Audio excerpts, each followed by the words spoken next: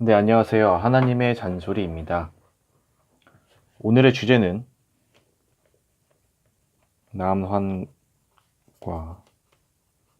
북한입니다.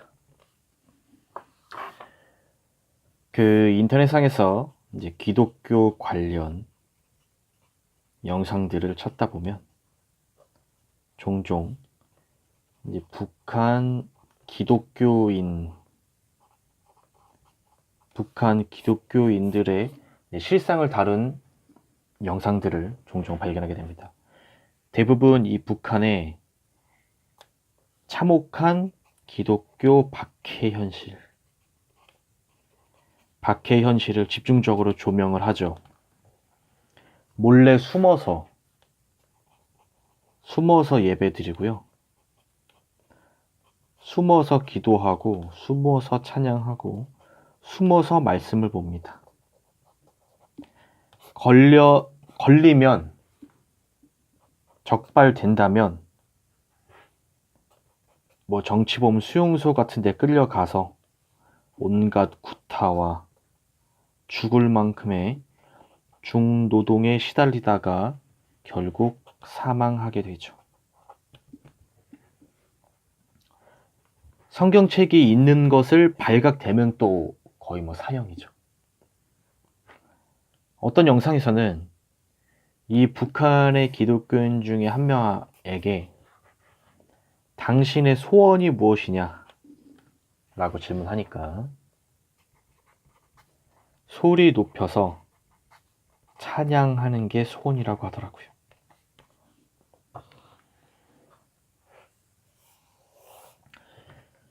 이 기독교 영상을 보고 제가 제일 먼저 든 생각은 이거였습니다.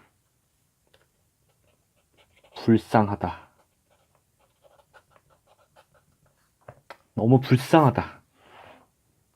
우리나라는 교회가 너무 많아서 셀 수도 없을 정도죠. 언제 어디서든 어느 교회라도 그냥 들어가서 마음껏 찬양하고 예배드리고 기도할 수 있죠. 이 북한 사람들이 이렇게 못하잖아요. 가장 먼저 든 생각은 불쌍하다였습니다. 그런데 곰곰이 다시 생각해 봤어요. 다시 생각해 보니까 정반대더라고요. 영적인 관점으로 봤을 때는 정반대입니다. 하나님 입장에서 북한 기독교인들보다 남한 기독교인들이 훨씬 더 불쌍하게 보일 것 같다는 생각을 했습니다. 왜 그런 생각을 했냐? 먼저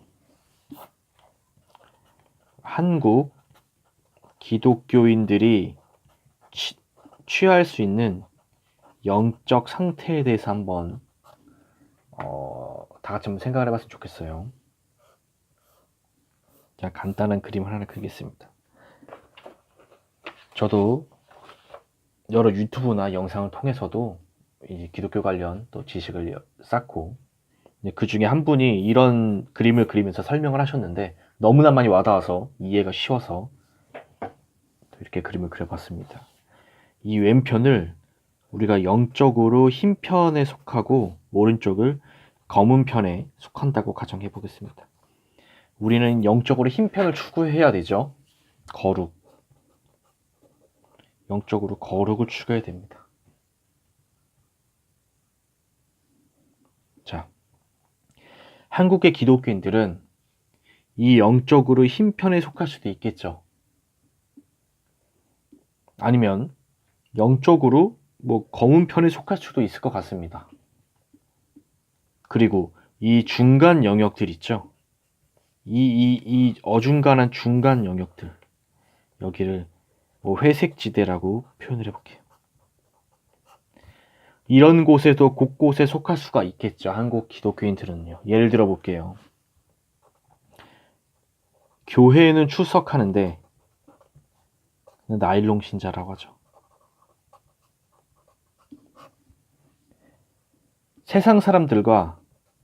세상과 전혀 다르지 않음. 이런 상태가 이 회색 지대에 속하겠죠. 교회를 다니는 것도 아니고 안 다니는 것도 아닌 상태. 믿는 것도 아니고 안 믿는 것도 아닌 어중간한 상태. 뜨겁지도 않고 차갑지도 않은 이 미지근한 상태. 이런 상태가 영적으로 봤을 때 회색 지대에 속한다고 볼 수가 있겠습니다. 구체적으로 말씀드리지 않아도 어떤 모습이 이 세상 사람들과 다르지 않은 모습인지는 우리는 다 알 거라고 생각을 하기 때문에 구체적으로 설명드리지 않고 넘어가도록 하겠습니다. 자, 반대로 북한 기독교인의 상태를 볼까요? 자, 이쪽이 흰 편, 검은 편. 이건 제 생각입니다만 북한 사람들은 믿으려면 아예 제대로 믿거나 안 믿으려면 아예 안 믿지 않을까요? 아예 흰 편이거나 아예 검은 편에 속하지 않을까요? 자, 예를 들어서 딱 한 번만 예배 드리다가 걸려도 사형입니다. 딱 한 번만 기도하다 걸리면 사형이고요. 한 번만 찬양하다 걸려도 사형이고요. 성경책이 딱 한 번만 발견돼도 사형입니다. 아예 안 믿거나 믿으려면 제대로 믿지 않을까요? 이런 환경에서는. 어중간하게 믿어도 걸리면 사형인데요. 걸리면 죽는 마당에 이 사람들이 게임, 드라마, 뭐 각종 취미 활동, 뭐 여가 활동, 이런 곳에 과연 시간을 쓸까요? 절대 그렇지 않을 거라고 생각이 됩니다. 거의 모든 시간을 기도와 말씀 보지 않을까요? 이 기도와 말씀으로 어떻게든 하나님을 만나려고 하지 않을까요? 이분들은 이런 각오로 신앙생활 할 것 같습니다. 하나님, 저 안 만나 주시면 저 죽어요. 정말 이런 죽을 각오로 기도와 말씀 생활하지 않을까요?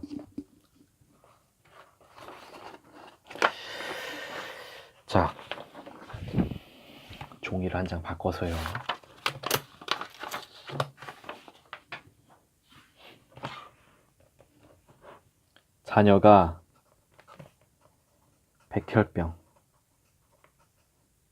자녀가 백혈병에 걸린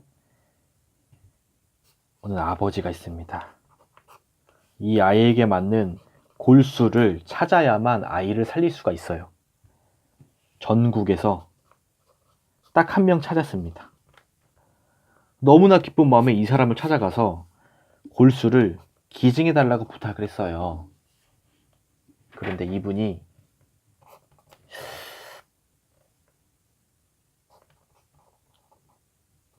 싫다라고 답변을 했다고 해봅시다. 이후에 아버지는 어떤 행동을 할까요?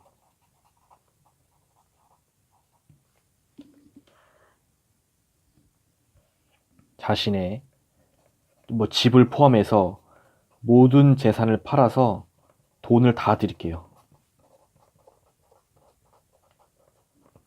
제발 골수를 달라고 할 겁니다. 또 이 골수를 주겠다고 말을 하기 전까지 아마도 그 사람 집 앞에서 무릎 꿇으면서 제발 다시 한번 생각해 봐달라고 부탁을 할 겁니다. 그리고 당신이 혹시 원하는 게 있습니까? 당신이 원하는 대로 다 할게요. 라고 하지 않겠습니까? 이 자녀를 여러분들의 가족이라고 생각을 해보시면 더 이해가 빠르실 겁니다. 여러분들의 자녀 혹은 여러분들의 엄마, 아빠, 형제, 내 남편, 아내 대입해 보십시오. 아마 우린 다 이렇게 행동하지 않을까요? 이 아버지의 마음 상태를 딱 한 단어로 요약한다면 여러분들은 어떤 단어를 선택하시겠습니까? 저는 딱 이 단어가 떠오르더라고요. 발음이 잘 안 돼요. 이 단어가 떠오르더라고요. 간절함. 이 단어 외에는 저는 생각이 나지 않았습니다. 세상 누구보다 간절할 겁니다. 말씀 한 절 볼게요. 잠언 8장 17절. 나를 사랑하는 자들이 나의 사랑을 입으며 나를 간절히 찾는 자가 나를 만날 것이라. 예레미야 29장 13절. 너희가 온 마음으로 나를 구하면 나를 찾을 것이요 만나리라. 아멘. 온 마음으로 간절히 하나님을 찾는 사람만 하나님을 만날 것이라. 라고 하나님께서 말씀하셨습니다. 온 마음으로 간절해야만 하나님을 만날 것이라고 말씀하셨어요. 자, 저를 포함해서 우리 본인 스스로에게 한번 질문해 봅시다. 지금 간절하십니까? 정말 간절해요, 하나님께? 이 간절함이라는 단어를 그냥 너무 문자적으로만 피상적으로 봤죠, 우리는. 이 간절함이 가지고 있는 진짜 동적인 의미를 우리는 잊고 살았던 것 같습니다. 무언가에 간절한 사람이 간절해야만 얻을 수 있는 무언가 외에 다른 곳에 시간을 쓸까요?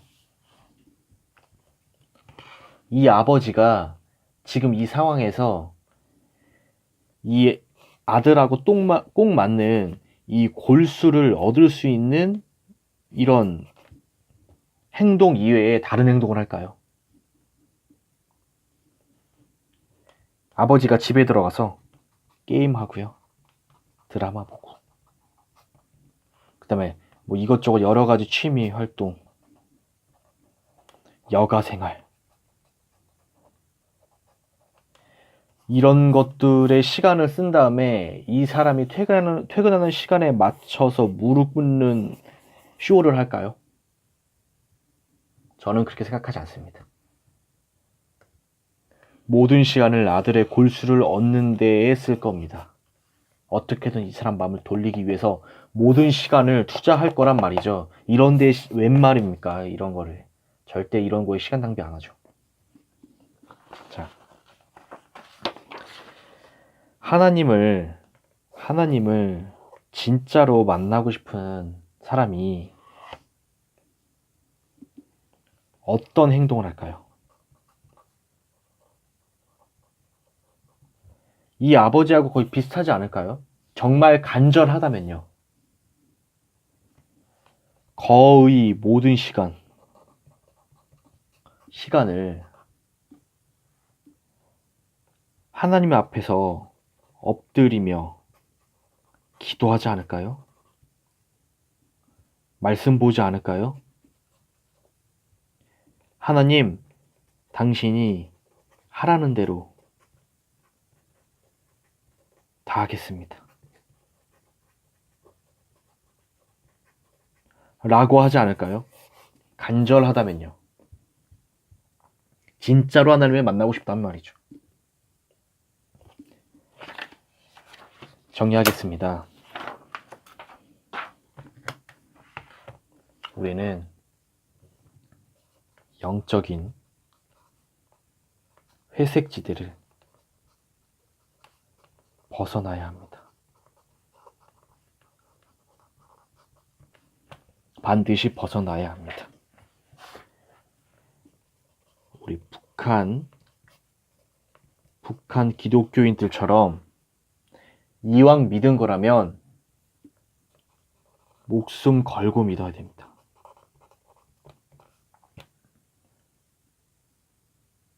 그래야만 하나님 만날 수 있습니다.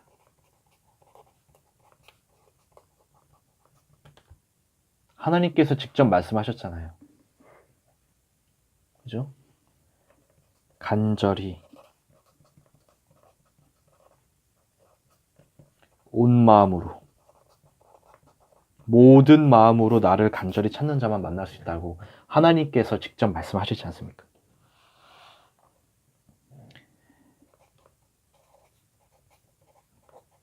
간절한 자는요, 간절한 것을 얻기 위해서 다른 곳에 시간 낭비하지 않습니다.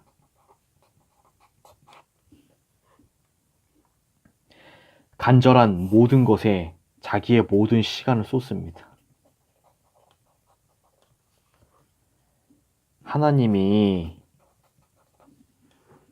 나를 안 만나준다라고 하나님 탓 이제 좀 그만합시다. 간절하지 않은 내 탓 아닙니까? 하나님께 모든 시간을 쏟지 않은 내 탓이죠.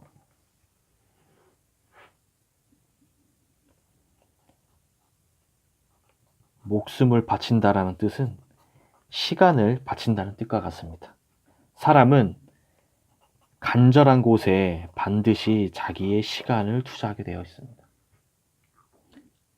아까 아버지가 아들하고 맞는 골수를 위해서 모든 시간을 투여하는 것처럼요. 제가 예전에 올린 영상 중에 목숨은 시간이다. 이 영상을 또 참고하시면 도움이 되실 듯 합니다. 하나님을 우리가 정말 집요하게 물고 늘어져 봤으면 좋겠습니다. 끈질기게 집요하게 물고 늘어지면 하나님이 귀찮아서라도 만나 주시지 않겠습니까? 감사합니다. 오늘의 하나님의 잔소리였습니다.